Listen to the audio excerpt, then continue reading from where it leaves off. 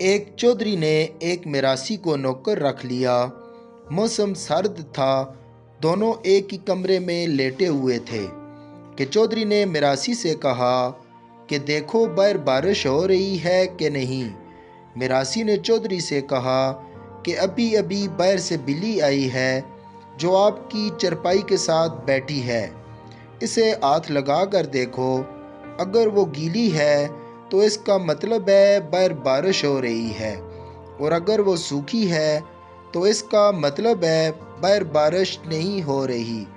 थोड़ी देर बाद चौधरी ने मिरासी से कहा कि उठकर बत्ती बुझा दो। मिरासी ने कहा कि मुंह कंबल के अंदर कर लो, बत्ती बुझ जाएगी।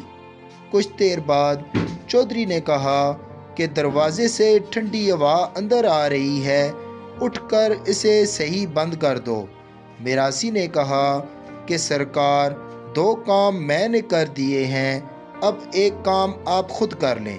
अगर वीडियो पसंद आए तो लाइक और सब्सक्राइब कर दें ताकि आने वाली वीडियो आप तक पहुंच सकें। शुक्रिया। अल्लाह हाफिज़।